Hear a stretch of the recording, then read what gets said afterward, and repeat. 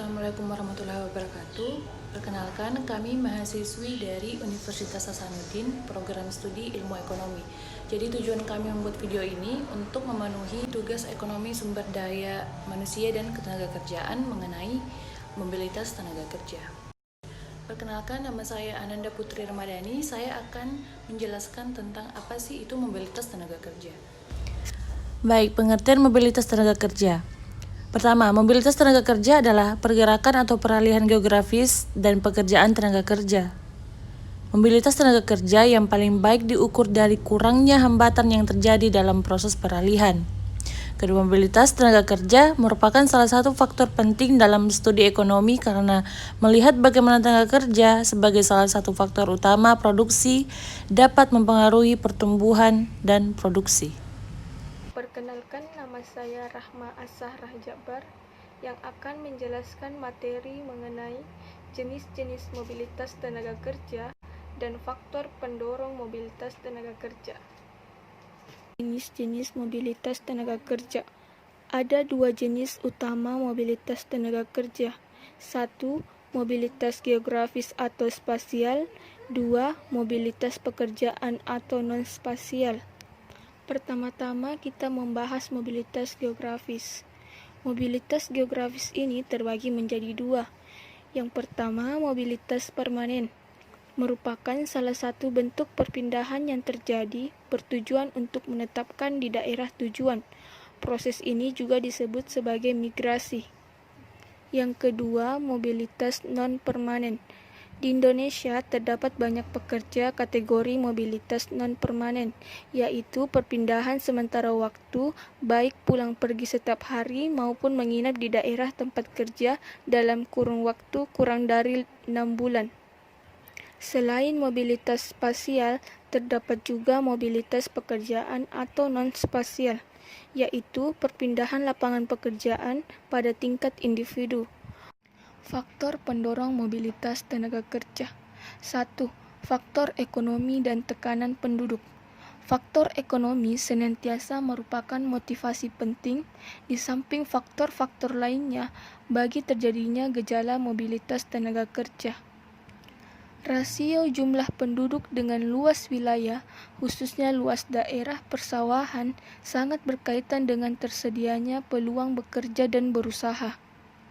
Kepadatan agraris di lokasi penelitian cukup tinggi.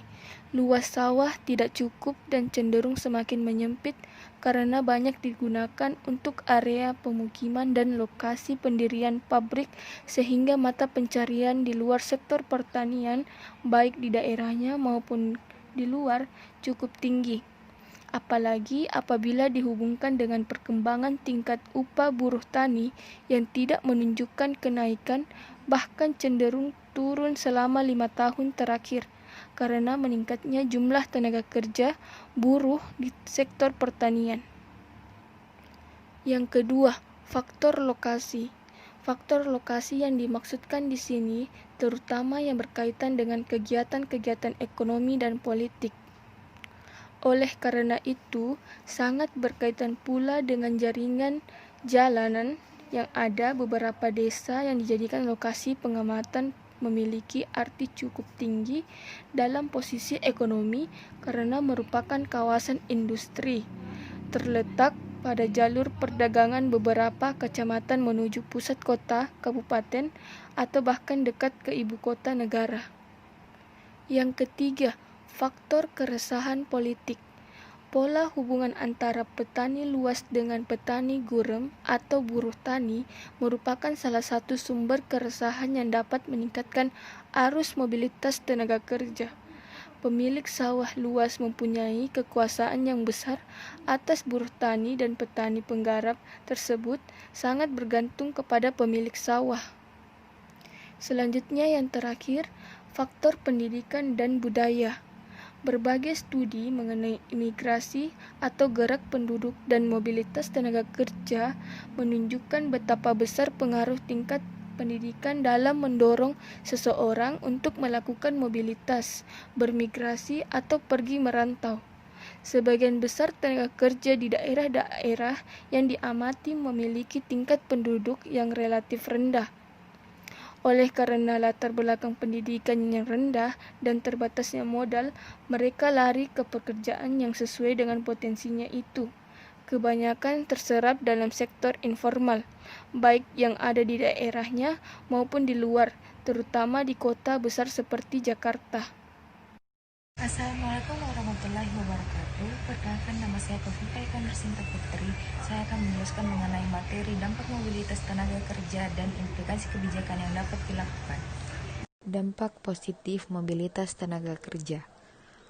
Dampak positif mobilitas tenaga kerja terdiri atas 3, yaitu yang pertama, mengurangi angka pengangguran. Yang kedua, meningkatkan pendapatan. Dan yang terakhir, mendorong pertumbuhan ekonomi. Pertumbuhan ekonomi juga bisa diukur melalui tingkat pengangguran dan tingkat output yang dihasilkan oleh suatu negara.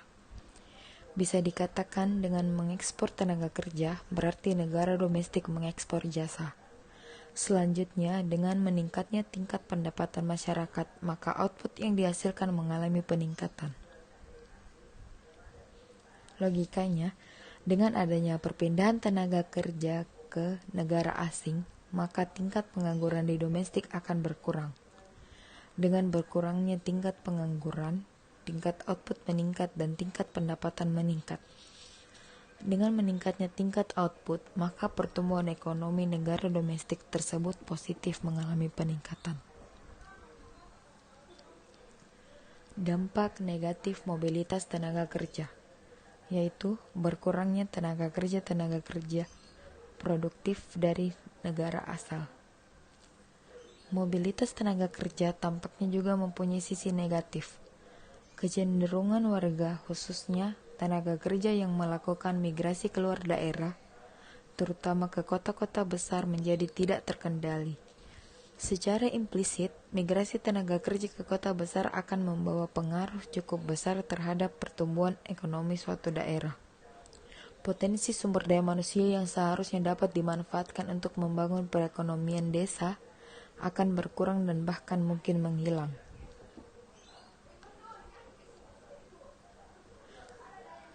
Implikasi kebijakan yang dapat dilakukan. Yang pertama, ketimpangan kesempatan kerja antara kota dan desa harus dikurangi.